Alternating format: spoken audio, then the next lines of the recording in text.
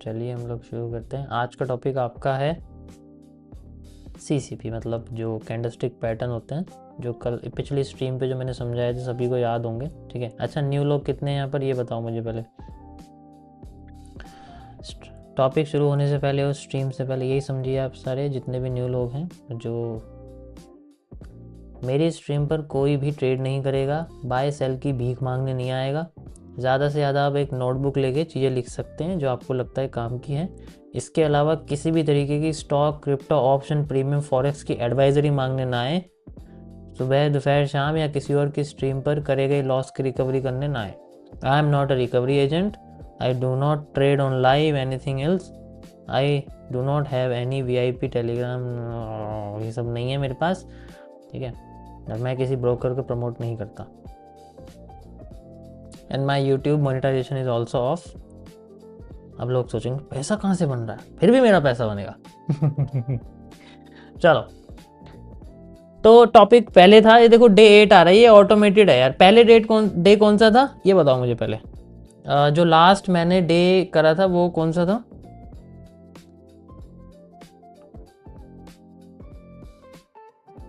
Day 4। Yes, हाँ तो day 5 समझ लो आप फिर। ठीक है, अगर डे 4 और डे 5 समझ लो, बट वो ये डे 8, 9, 10 इसके हिसाब से अगर कंसिडर करो ज़्यादा अच्छा रहेगा।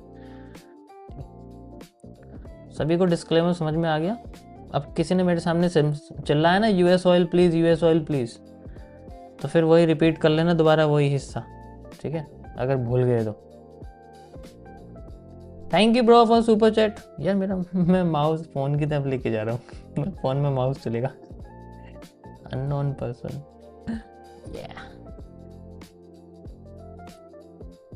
परफेक्ट। चलिए शुरू करते हैं हम लोग।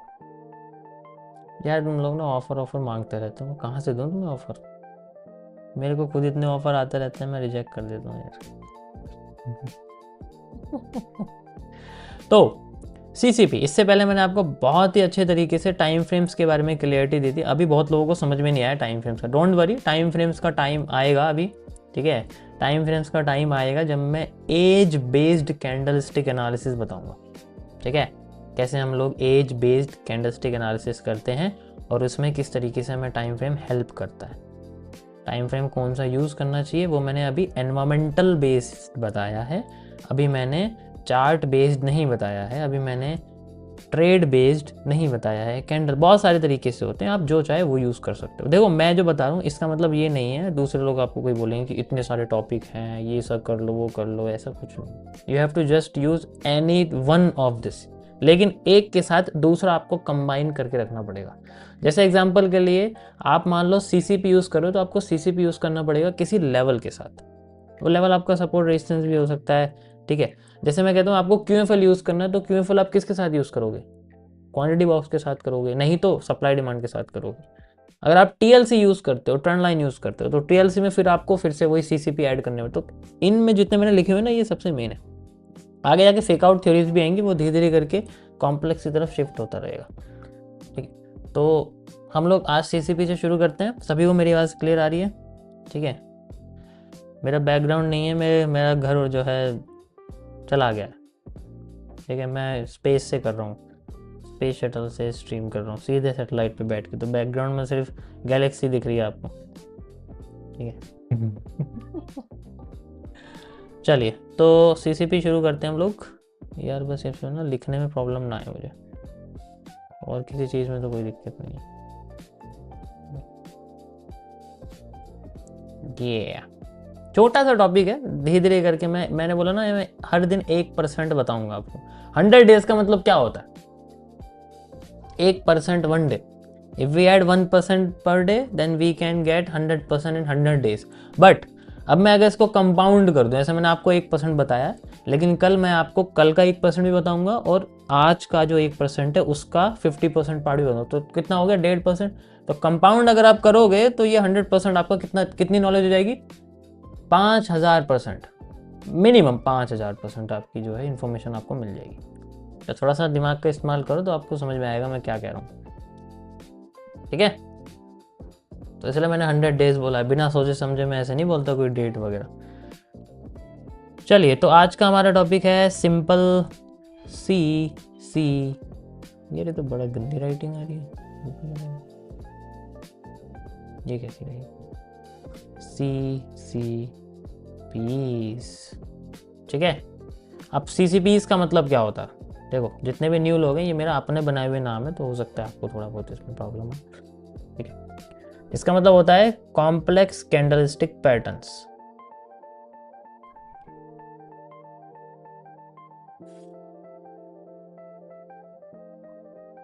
देखो, ये लैंग्वेज है, इसलिए ये तो आपको समझनी पड़ेगी, इसके बिना नहीं आएगा आपको कुछ भी समझ में। Got it? This is A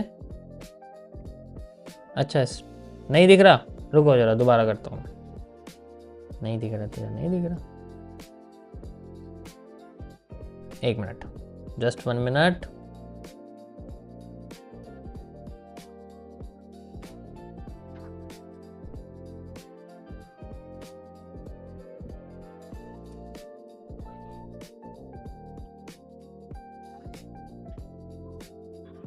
just 1 minute guys, हो जाती है यार उस तक। आपको पता है ना मेरा कितना सस्ता सा सिस्टम है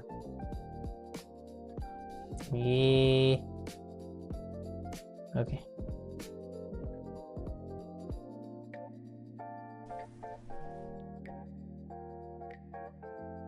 आप सभी को नजर आ रहा है? डॉट आ रही है नजर, छोटी सी डॉट, छोटी सी। चलो, तो वी विल स्टार्ट। टेंशन मतलब मुझे, मैं छोटी छोटी चीज़ों में इनमें कोई परेशान नहीं होता। आपको लगे कि यार क्यों परेशान कर दिया, ऐसा नहीं होता। CCPs अब दिख रहा है सभी को? पहले बताओ, फिर आगे लिखूंगा यार, ठीक है? Okay,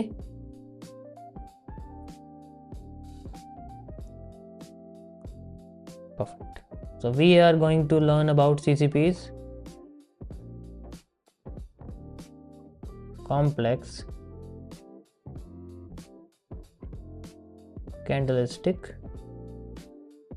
patterns. Got it? इसका मतलब है, देखो, कैंडलस्टिक्स, इसमें सबसे मेन चीज क्या है आपकी? कैंडलस्टिक्स। अब ये कैंडलस्टिक्स कैसे काम करेंगे? कैंडलस्टिक्स कई तरीके की होती हैं, ठीक है, जिसमें से सबसे पहले आपको समझना पड़ेगा कि ये ठीक है, फॉर्मेशन कैसे होती है। अगर आप फॉर्मेशन समझ लोगे, देन यू विल लर्न, आप इजीली समझ जाओगे कि यहाँ पर कौन सी कैंडल बनेगी, ठीक है। अगर आपको ये समझ में आ गया ना कि कैंडल कैसे बनती है, तो आप ये समझ जाओ कि यहाँ कैंडल कौन सी बनेगी, तो उसकी रूट हमें पढ़नी है, ठीक है, हमें रूट पढ़नी है। जैसे एग्जांपल मैं आपको बताता हूँ ये चीज़ें क्यों ज़रूरी है। मैं ये नहीं कह रहा कि चलो यार ये सब चीज़ें इतना, जैसे मान लो एक पेड़ है, ठीक है, एक पेड़ है, ये ज़मीन के नीचे है, ये वो हिस्सा है जो दिखता नहीं है, लेकिन इसके बिना इस पेड़ का कुछ नहीं होने वाला। और ये ऊपर की चीज़ें हैं, ठीक है, ये ऊपर की चीज़ें हैं जिसमें इसकी पत्तियां वगैरह, ठीक है, ये पूरा सा पेड़ है, मशरूम नहीं है ये, ठीक है, चलो वो भी सेम ही है, होती सब में जड़ें। तो ये क्या है? इसकी रूट्स। रूट्स का क्या क्या होता है?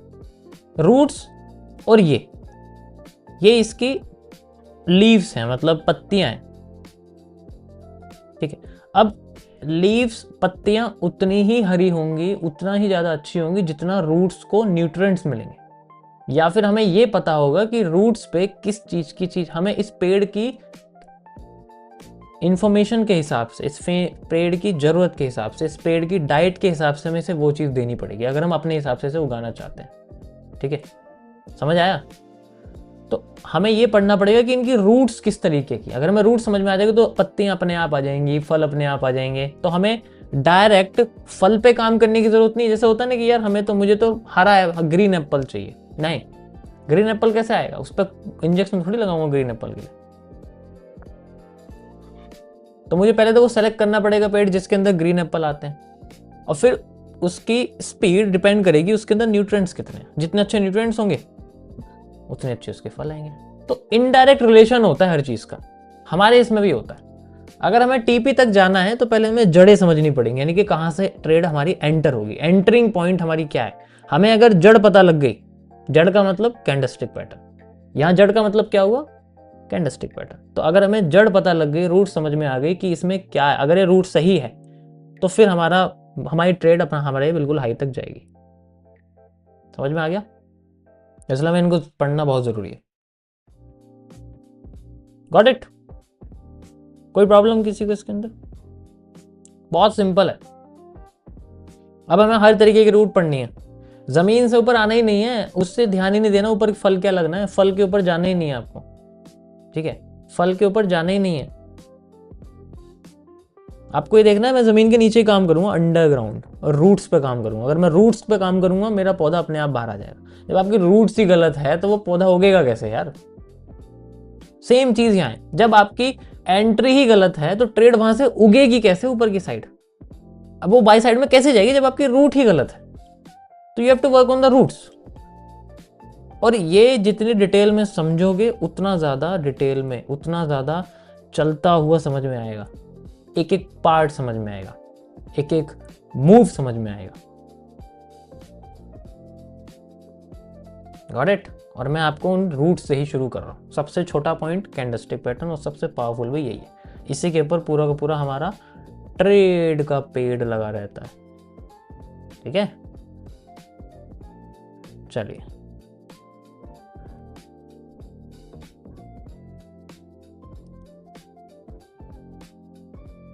यार बहुत स्लो चल रहा है पता है।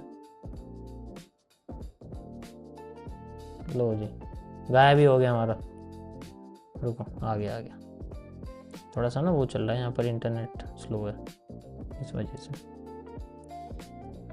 यही प्रॉब्लम है गाइस, सही बता रहा हूँ मैं। जब आप बहुत ज़्यादा कंफर्ट एरिया में चले जाओ ना, फिर आप डिस्कम्फर्ट में आओ तो प्रॉब्लम होती है। अब मेरे वहाँ 2-3 GB स्पीड आती है इंटरनेट, यहाँ 200 MB मेरा लैपटॉप मर रहा है। कोई बात, इसको हटा रहा हूँ, आप स्क्रीनशॉट ले लेना स्ट्रीम बीच में से रोक के, ठीक है? उसमें से आप स्क्रीनशॉट ले लेना। मैंने इसको हटा दिया क्योंकि यार ये पेड़ ना गंदा बना है और मुझे इसका फल अच्छा नहीं लगेगा आता हुआ, इसलिए मैं नया पेड़ बनाऊंगा दूसरा बाद में। ओके, चलिए। तो CDPs में सबसे पहले आपको समझना पड़ेगा कि जैसे नॉर्मल सी कैंडल है, ठीक है, तो वो अपने टाइम के हिसाब से चलती है। देखो, लैंग्वेज है एक तरह की, ये अल्फ़ाबेटिकल लैंग्वेज होती है, जैसे ABCD, वैसे इसमें भी ABCD होती है। तो सबसे पहले हमें सिंपल लैंग्वेज बात करते हैं उनके बारे में, ठीक है? जैसे एक कैंडल इस तरीके से होती है, नॉर्मल बॉडी उसकी ऐसे होती है, ठीक है? ये एक सबसे ज़्यादा सिंपल कैंडल, गॉट इट? इसको बोलते हैं हम लोग, अगर ये ग्रीन कलर की है, ठीक है, तो इसे हम लोग मारुबोजू बोलते हैं। नाम मत, मैं नाम नहीं लिखूंगा। नाम क्यों नहीं लिखूंगा? क्योंकि आपको नाम के ऊपर काम नहीं करना, आपको शेप के ऊपर काम करना। ध्यान से सुनो मैंने क्या बोला। मैं अपग्रेड कर रहा हूँ, ठीक है? मैं अपग्रेड कर रहा हूँ, तो इसलिए मैं नाम नहीं बोलूंगा। मैं सिर्फ स्ट्रक्चर, आपको इसमें सिर्फ स्ट्रक्चर याद करने हैं, इसमें सिर्फ शेप याद करनी है। ये सारी की सारी मार्केट शेप बेस्ड एनालिसिस होती है, ये नेम बेस्ड एनालिसिस नहीं होती है। इस चीज को ध्यान रखना, ठीक है? तो जितना ज़्यादा शेप याद रहेगा उतना ज़्यादा देख के समझ जाओगे। जैसे टाइम नहीं लगता हमें देखने, मैं चार्ट देखूंगा, मैं देखते ही 15 मैक्स से मैक्स 15 सेकंड लगेंगे मुझे, नहीं तो मैं 5-6 सेकंड में समझ जाता हूँ चार्ट में क्या बन रहा है। क्यों? क्योंकि शेप। अब वहीं अगर मैं लिख दूं, इसकी जगह मारुबोजू लिख दिया मैंने कैंडल की शेप की बजाय, तो शेप को मुझे पढ़ना पड़ेगा। अच्छा, यहाँ मारुबोजू है, यहाँ हैमर है, ठीक है?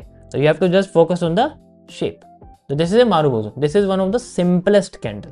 और ये ज्यादातर ट्रेंड को अपनी कलर की डायरेक्शन में लेके जाती है। जैसे अभी ग्रीन है तो ग्रीन साइड में लेके जाएगी, ठीक है? रेड है तो रेड साइड में लेके जाएगी। जैसे ग्रीन है इसी तरीके से रेड होती है, तो उसी डायरेक्शन में लेके जाएगी। अगर मैं इसको रेड बना दूंगा तो अभी क्या हो गया नीचे, ठीक है? ये आपकी रेड हो गई, तो ये रेड साइड में लेके जाएगी, सिंपल।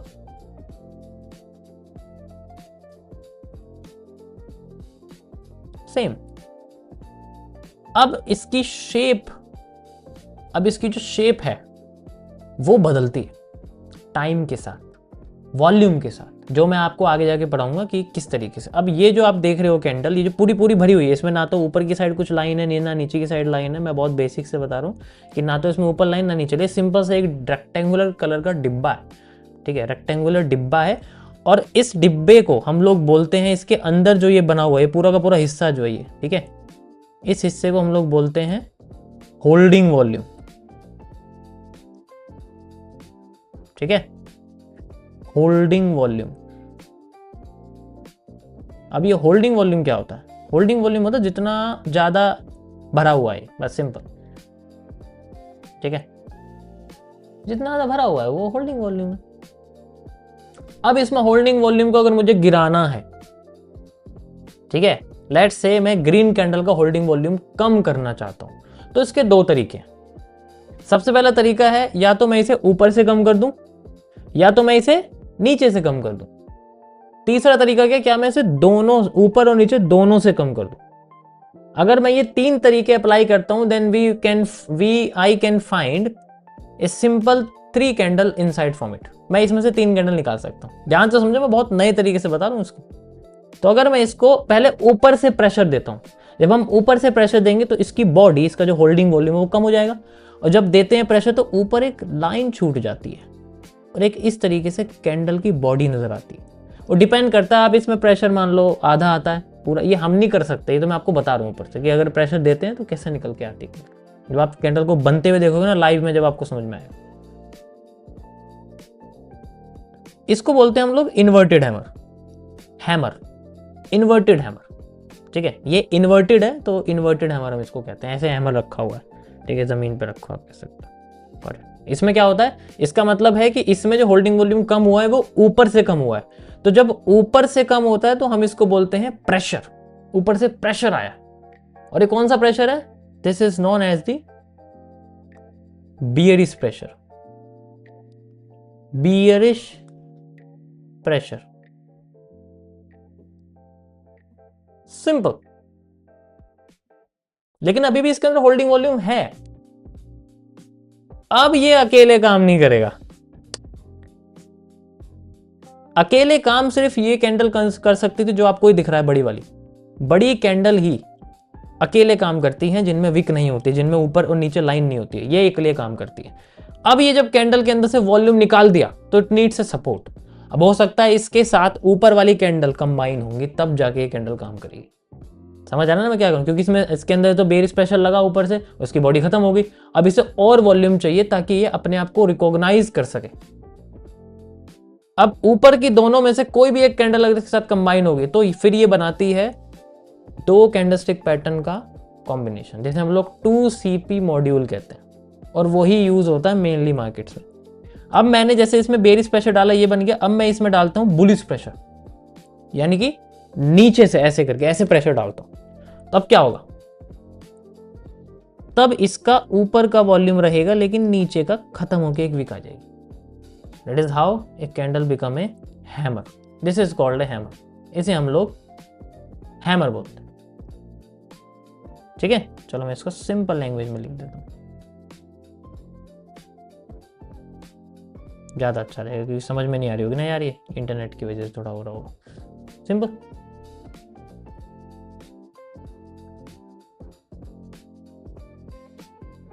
अब भी अकेले काम नहीं करेगा। हैमर है तो क्या, ये थोड़ी है उठाने लग जाएगा। नीचे से प्रेशर है तो मार्केट ऊपर चली जाएगी, उसमें ऊपर से प्रेशर है तो मार्केट नीचे चले जाए, ऐसा नहीं होता। अगर मैंने इनको बोला कि इनके अंदर से वॉल्यूम निकल गया, एक भी विक आ गई कैंडल में, तो वो इकलौता काम नहीं करेगी। अब उन दोनों में दोनों कैंडल्स को हमें कंबाइन करना पड़ेगा इसके अंदर। अब सेम चीज अगर मैं बोलूं आपसे कि दोनों साइड से प्रेशर पड़ा है, दोनों साइड से प्रेशर पड़ा हुआ, ठीक है, तो यहां पर हो जाता है आपके पास में बुलिश प्रेशर। भाई जिनको दिखाई नहीं दे रहा उसमें मेरी गलती नहीं है कि आप लोग फोन में देख रहे हो, ठीक है। बड़ी स्क्रीन में देखो, टीवी में देखो या लैपटॉप में देखो, इट्स नॉट माई फॉल्ट, ठीक है। ये बाहर जाके जो है क्रिसमस पे तुम खाना खा रहे हो बड़े महंगे महंगी चीज़ों का, एक थोड़ा इन्वेस्ट कर लिया करो यार, है? सही काम पे इन्वेस्ट कर लो। अब मैं यहाँ आपसे कहता हूँ कि भाई मैं दोनों साइड से प्रेशर देना, तो ऊपर से भी आधा और नीचे से भी आधा, तब जाके एक कैंडल ऐसी बनेगी जिसमें सेंटर में होल्डिंग वॉल्यूम यानी कि बॉडी रहेगी। इसको हम लोग बोलते हैं स्पिनिंग टॉप, ठीक है, इसे हम लोग बोलते हैं स्पिनिंग टॉप। इसका मतलब क्या होता है, ये भी अकेले काम नहीं करेगी, ठीक है, ये भी अकेले काम नहीं करेगी। ये इनके इसको भी इन दोनों में से कोई कैंडल चूज करनी पड़ेगी, then it will become a working state. समझ में आ गया? ये मेथड सही लगा समझने का? सेम चीज आपकी रेड कैंडल के साथ होगी। तो मैं आपको मार्केट का 50% पार्ट समझाऊंगा और बाकी का 50% पार्ट आप खुद समझ जाओ, क्योंकि वो मिरर होता है, वो मिरर मार्केट होती है, जो कि मैं आपको आगे बताऊँ। मिरर मार्केट वही होती है। आपको भाई एक साइड पढ़ना है, आपको जस्ट 50% पार्ट पढ़ना है मार्केट का, बाकी का एरिया मिरर होता है। चाहे तो आप 50% भी पढ़ सकते हो सिर्फ, चाहे आप देखो मैं एग्जांपल देता हूँ। गोल्ड है, गोल्ड को अगर हम 30 मिनट्स या 4 आवर में खोलो तो बढ़ ही रहा है, तो क्या मुझे सेलिंग की मार्केट को समझने की जरूरत है if I am trading in gold? नहीं ना, तो क्यों पढ़ूं मैं सेलिंग की market? I just use 50% of the knowledge and मैं उसको डिमांड के साथ जाऊंगा। मैं बस अप साइड में जाना चाहता हूँ, मैं नीचे नहीं देता ट्रेड, क्योंकि हम दोनों साइड में ट्रेड ले सकते हैं नए लोगों के लिए। कोई प्रॉब्लम किसी को? समझ में आ गया? अब जब मैं इन दोनों कैंडल्स को, इन दोनों में से कोई एक कैंडल चूज करनी पड़ेगी, डिपेंड करता है इनकी लोकेशन के हिसाब से, जो कि मैं आपको आगे बताऊंगा कि लोकेशन कैसे मैटर। ये तो पहले शेप होगी। देखो यही है जो है, बस इसके अलावा और कुछ देखने की जरूरत नहीं है। ये 5 कैंडल सबसे खतरनाक है, ठीक है? बाकी इनके कलर चेंज होते रहेंगे। शेप, ये मैंने क्या बोला, शेप एनालिसिस होना चाहिए आपका। अब ग्रीन कैंडल हमारी नीचे खुलती है और ऊपर बंद हो जाती है, रेड कैंडल हमारी ऊपर खुलती है और नीचे बंद हो जाती है। तो इसमें कैंडल यहां से ओपन होगी और यहां क्लोज हो जाएगी, इसमें कैंडल यहां से ओपन होगी और यहां क्लोज हो जाएगी। तो उस हिसाब से आप इसमें बिल्कुल सेम रहेगा, सब कुछ बिल्कुल सेम रहेगा, बस ऊपर की 2 कैंडल। अब मैं कहता हूं मैं इन दोनों कैंडल को कंबाइन कर रहा हूं, इन्वर्टेड हैमर को और इस मारूबोजू को। तो कैसे कैंडल बनेगी? ग्रीन कैंडल बनी, यहां क्लोज हो गई, यहां क्लोज होगी तो नेक्स्ट कैंडल ओपन होगी यहां पर, फिर ये कैंडल बनी। ये क्या बन गया? एक बुलिश पॉजिटिव एनगल्फिंग। हम इसे पॉजिटिव एनगल्फिंग कहते हैं, यानी कि एनगल्फ, जब आपकी पिछली कैंडल के हाई को अगली कैंडल क्रॉस करके बॉडी क्लोज कर देती है, that is called as the engulfing. ठीक है? इसका नाम चेंज कर, वैसे एनगल्फिंग बोलो, ज्यादा सिंपल है, जस्ट से एनगल्फिंग। ये एक एनगल्फिंग। अब ये किस कैंडल से हुआ है उससे कोई फर्क नहीं पड़ता, बुलिश है पॉजिटिव है उससे कोई फर्क नहीं पड़ता, इट जस्ट एनगल्फिंग। सेम चीज आपकी हैमर के साथ। अगर मैं हैमर के साथ आपका रेड कैंडल ऐड कर दूं, मान लो ये हैमर है, हैमर कहां ओपन हुआ? नीचे, क्लोज कहां हुआ? ऊपर। तो अगली कैंडल यहां ओपन होगी और ये आगे नीचे, नीचे हो गई एनगल्फ। तो this is A bearish engulfing, क्योंकि नीचे एनगल्फ हुई है। जब नीचे एनगल्फ हुई है तो इसका मतलब मार्केट नीचे जाना चाहती है, simple. This is A negative candle, this is A positive candle. बस आपको इनके साथ कलाकारियां करनी है थोड़ी सी, तभी आपको मजा आएगा इसमें करने में। सिंपल से सेटअप से ही, ठीक है? बाद में हम देखेंगे कि इनको कहाँ देखना है, अभी हर जगह नहीं देख सकते ना इनको, इनकी भी देखने की जगह होती है। समझ में आया? सिंपल है पहले से बहुत। सेम चीज स्पिनिंग टॉप के साथ है, आप ऊपर नीचे इनमें कोई भी कैंडल लगा दो, ये उस डायरेक्शन में भागना शुरू करेगी। जितना सिंपल रखोगे उतना सिंपल मजा आएगा। अब इसमें कॉम्प्लेक्स कर दोगे, ये कैंडल कैसे, ये कैंडल, अरे भाई ये सिंपल चीज रखो ना, एनगल्फ हो गई तो ठीक है, एनगल्फिंग नहीं हुई नीचे है। अब इसमें क्यों हो रहा है, क्या हो रहा है, ऐसा क्यों है, ये सब सवाल मत पूछो। जितना ज्यादा डीप में देखोगे उतना ज्यादा दिमाग ही खराब होगा, जितना कम समझोगे उतना ज्यादा समझ में आएगा। ठीक है? अप्लाई ज्यादा करो, समझो कम। कोई प्रॉब्लम किसी को इसके अंदर? मजा आया? सेम चीज आपकी रेड कैंडल के साथ होती है, जिन्हें आप इजीली ऐसे ही समझ सकते हो, उन्हें मुझे समझाने की कोई जरूरत नहीं। So this is called 1 CP and this is called 2 CP। 2 CP तक ही सबसे बेस्ट है। 3 कैंडल का कॉम्बिनेशन मत यूज करना, कंफ्यूज हो जाओगे और बेकार भी है। समझ में आ गया? Simple, that's it. ये था गाइस आपका सिंपल सा आज का टॉपिक कि कैसे हम लोग कैंडलस्टिक पैटर्न को समझते हैं और कैसे अगली कैंडल बनती है। मैं ये नहीं बताऊंगा ये देखो ये विक है, ये जो है यहाँ से बॉडी है, ये यहाँ नीचे आ रही है, ये बॉडी अलग हो गई, नीचे की शेडो है, ऊपर की विक है। अरे नहीं, इसको विक मत बोल देना तुम, जैसे मैं पहले बोलता था। मैं अपना ही मजाक बना रहा हूँ एक तरह से। नीचे की चीज तुम्हें विक, तुम्हें शेडो ही बोलनी है, और अगर ग्रीन कैंडल है, रेड कैंडल, तो ये विक हो जाएगी। अब ऐसे नहीं, ये सब नहीं करना आप कुछ भी, ठीक है? मैंने क्या बोला, मेकिंग थिंग्स सिंपल। इसका मतलब just use shapes, just use simple shapes,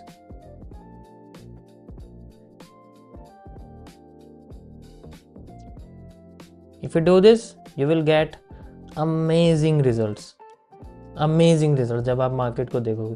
ठीक है, अब ये आज का टॉपिक मेरा कंप्लीट हुआ है। आप लोगों के लिए एक छोटा सा होमवर्क समझ लो, अगर कर सकते हो तो, बाकी तो मर्जी है तुम्हारी, नहीं करना तो ठीक है। क्या करना है आपको, पुराना चार्ट खोलना है किसी भी एसेट का, किसी का भी, बिटकॉइन, गोल्ड, सिल्वर, जो भी आपको अच्छा लगता है, उसमें इस तरीके की कैंडल से फाइंड करनी है कहीं भी, और देखना है उनमें से कितनी काम कर रही है कितनी नहीं कर रही है। एक गूगल शीट बना लेना, कैंडल नेम, कैंडल शेप याद रखना, कैंडल शेप, एनगल्फिंग, और फिर बाद में सिर्फ एनगल्फिंग ढूंढनी है और कुछ नहीं करना, नीचे की एनगल्फिंग, ऊपर की एनगल्फिंग। कम से कम 100 कैंडल फाइंड आउट करो ऐसी एनगल्फिंग वाली, बेयरिश हो या बुलिश हो, उससे फर्क नहीं पड़ता। ठीक है,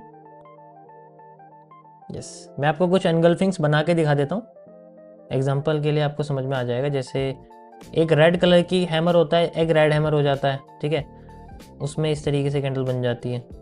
हमेशा याद रखना इसका हाई जो है वो फिल होना चाहिए बस, इसके ऊपर वीक होती है उससे कोई फर्क नहीं पड़ता। ठीक है, उससे कोई फर्क नहीं पड़ता। ये कैंडल हो जाएगी आपकी एक, तो तुम्हारा ही फायदा है।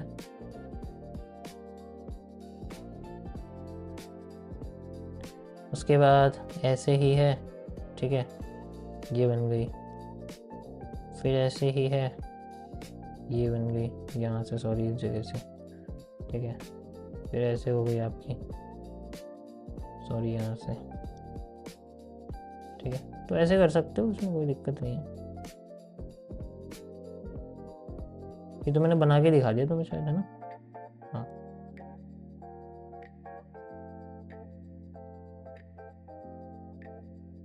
ये देखो, ये ऐसी कैंडल की शेप है।